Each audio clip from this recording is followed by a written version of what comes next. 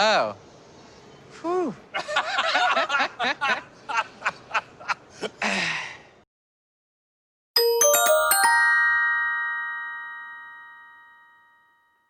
Hey everyone, and welcome back to my channel. I'm so glad you're able to join me today. It's Sarah. If you're new here, welcome to Reality Squad.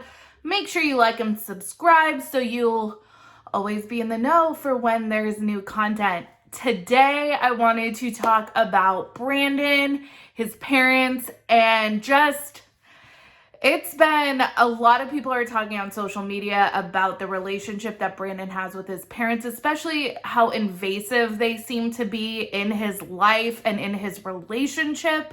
And there was just a couple things that I wanted to go over that I've personally taken away from the few episodes that we've seen. So let's just jump right into it. So early on in this season, Brandon's mom, Betty, actually makes a comment that and this happened off camera, so it wasn't filmed for the show, but when they went and all of their families met in France, she described that meeting as it was pretty tense. She said that Julia kind of behaved poorly, or she insinuated that, and that she insinuated that Julia was kind of difficult and that she hoped that Julia coming to the United States would go more smoothly than their meeting in France. Personally, what I've seen on the show is that Julia seems pretty steadfast. She definitely has her own opinions and her own idea of how she wants her life with Brandon to be. But she seems to be pretty polite to me. She's really, Brandon's mom in particular has really crossed many boundaries as far as what's appropriate to talk to your son's fiance about. And I think that she's handled it pretty well, given those circumstances. So really, I'm sure maybe in the tell-all or who knows, they might discuss that. But I'm really wondering, even when Julia is so tired after traveling for a long time, she still goes to dinner. She's still super polite. So I don't really know what Betty was getting at.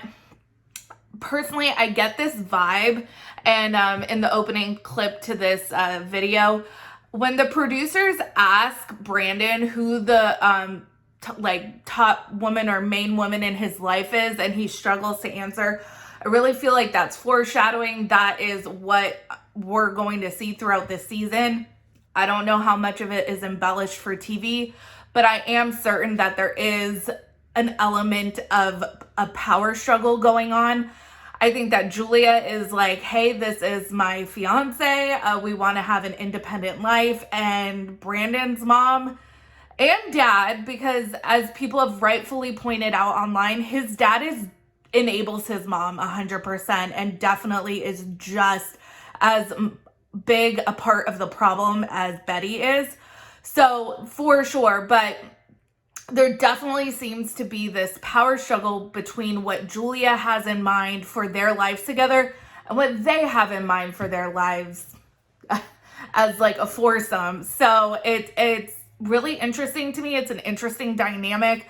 There's a lot of questions I have as far as like the backstory and leading up to Julia coming to the United States, because there seems to be a really big disconnect between what Julia expects, probably from what she's talked to Brandon about, and what actually is happening and what Brandon's parents expect. They are really expecting them to live and still work on the farm, and Julia's expecting them to kind of go off and have their own life. So where is the disconnect there? That's very interesting to me. One of the big points of contention between Brandon, Julia, and Betty and Brandon's dad is this whole sleeping separate issue. The fact that they are requiring them to have separate rooms until they are married.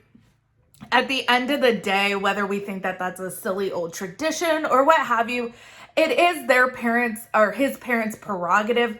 My parents are more traditional like that as well. So unless my husband and I were married, we weren't sleeping together under their roof, even though we never stayed with them for a long period of time. So that wasn't really an issue. But it's ultimately it is their house, it is their rules. Brandon had to have known this though. It's not like all of a sudden his parents turned super traditional and had these rules. So how did that not come up, them planning for where they were going to stay more than a couple days before Julia arrived? That seemed quite bizarre to me.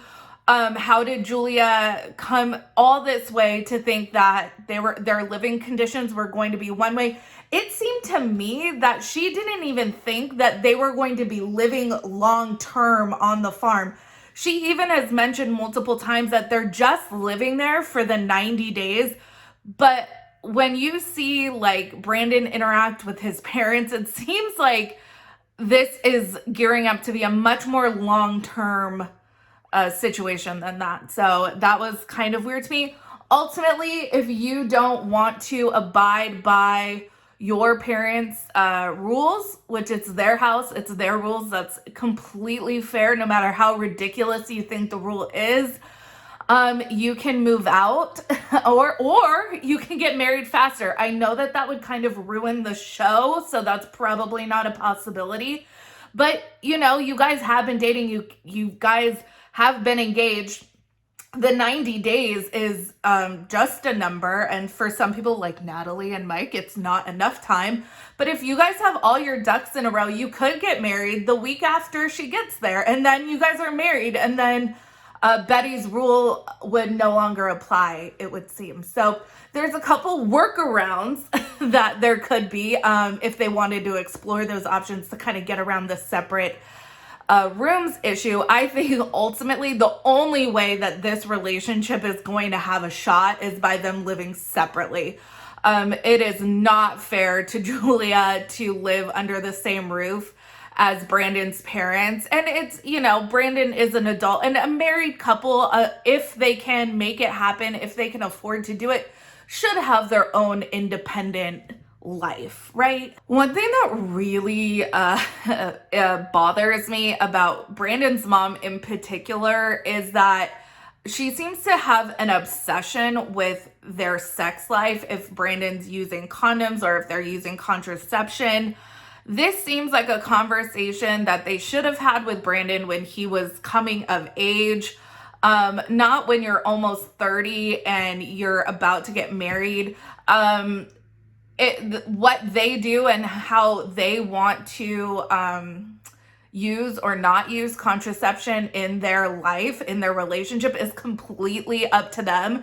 And that is just such an invasion and a boundary that should not be crossed by your mom, and certainly not by your mother-in-law. Julia, in my opinion, is handling that situation incredibly well, because it would be hard for me to hold my tongue if my mother-in-law was being that invasive into mine and my husband's sex life. And if my husband, like in real life, if that were to happen, and that never has happened, but if that were to happen, my husband would like shut his mom down 100%. But the fact that Brandon kind of just hems and haws, and he clearly wants to just keep everyone happy, it just isn't working out, and it's creating so much tension, and it's just so cringy to me. His mom just asking or offering to take Julia to the gynecologist, that is completely up to her. If she needs help and reaches out to you for help because she wants to find a doctor, or even if you said, hey, you're new to this country, here's a list of the doctors I see, I don't know, like if you need to see someone, here you go. That is understandable to me, but to actually call her own doctor to ask about birth control, I just thought was a huge invasion. And in this last episode, something I really just cringed so hard at was when Brandon's mom during dinner called out the hickeys on Julia's neck. First of all, that embarrassed, and I think that was meant to embarrass Julia way more than Brandon. In front of Brandon's grandfather, who I don't know if they had met previously, but that in the middle of a public dinner, that is something that if you were like, if you notice them, you could have, and it bothered you, you could have that conversation privately with your son. There is absolutely no reason for you to approach Julia about this when that is your son that did that to her. So I just thought that that was pretty gross, and I think that it's just Brandon's parents have no boundaries, and I think that's what people are noticing and what people are pretty bothered by when it comes to them. We saw a lot in the beginning episodes comparing Betty to Debbie. In my opinion, I think that Betty is actually worse than Debbie. Debbie, to me, at least took her cue to like get, well, I mean, Colt had to get his own hotel room, but at least she didn't like put up a fuss about it. I feel like if they were on a family vacation, Betty would probably put up a fuss about that. So in my opinion, I think that Betty is on a whole other level of helicopter mom, smothered.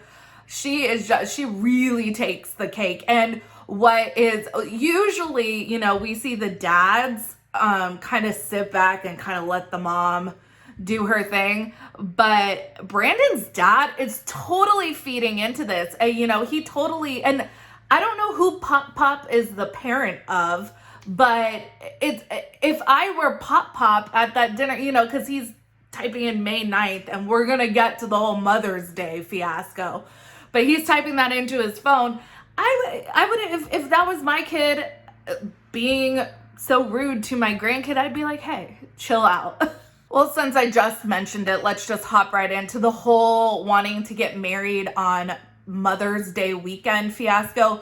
First of all, a lot of people have rightfully pointed out online that this isn't Christmas or New Year's or some sort of holiday, which is the same day every year. Mother's Day changes every year, so it's not like it's always going to be on Mother's Day. Additionally, I thought this was so over the top. I got married on my grandmother's birthday because that was the only Saturday, aside from like another year in the future, that we were going to be able to get married at that venue. And my grandma didn't care. We got her, so we had our wedding cake and we had a little cake for her and we sang her happy birthday. So there's absolutely ways to acknowledge if your wedding coincides with another special occasion. Additionally, it's Mother's Day. Julia didn't see, I don't know if Mother's Day is a thing in Russia, but that seems to be an American holiday. Probably doesn't mean shit to Julia. And it's really, I mean, what do you do on Mother's Day? Besides, like when you're little, you make your mom breakfast in bed. When you get older, you might go out to brunch, you buy your mom flowers. It's not this, or at least for me and my family, it's not this big shebang. And it's just to acknowledge that, hey, your mom's your mom, and like, thank you for being my mom. But you don't need to not do anything else on Mother's Day, in my opinion. Lastly, we got to talk about Julia and this expectation for her to be a farmhand. I found it really interesting that not only does Brandon have a full-time day job, but so does Brandon's parents.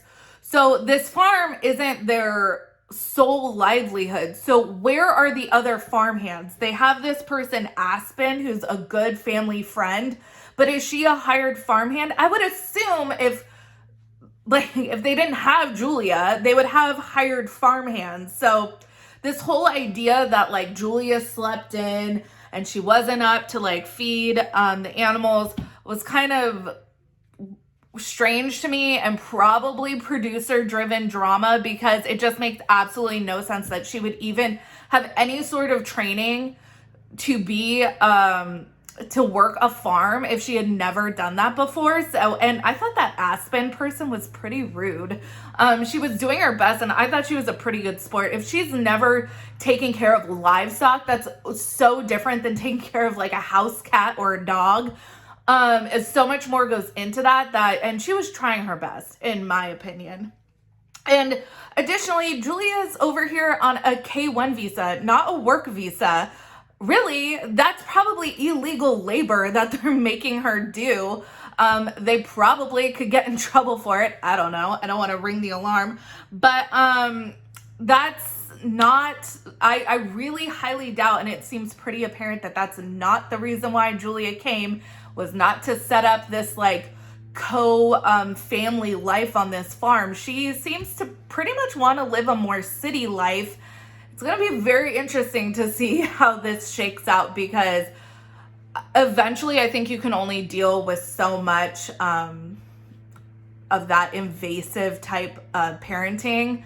And Brandon might be used to it, and he probably has learned to tune out most of it over the years. But I think eventually Julia is just gonna say, hey, enough. What do you guys think of Brandon, Julia, Betty, Brandon's dad? What the whole situation? We'll see what happens. I would be interesting to know if they did in fact get married over Mother's Day weekend, because it didn't seem like a production drama. Brandon's mom seemed pretty pissed at the thought of them getting married over Mother's Day weekend, which just seemed so silly to me. But anyways, let me know what you guys think. Make sure you like and subscribe to this channel. Tell your friends and family. You can follow me on Instagram and Twitter at Reality Squad. And for my next video, so in this last episode, we saw Tariq take Hazel to this spiritual center. Did anyone else think that this place kind of reminded you of like maybe like a Scientology center? I really want to find out more about this ARE center. So I'm going to be looking into that, and we're going to talk about this spiritual center in my next video. So stay tuned, you guys. Take care. Have a good one. I hope everyone is enjoying their 2021, and I will catch you in the next video. Take care. Bye-bye.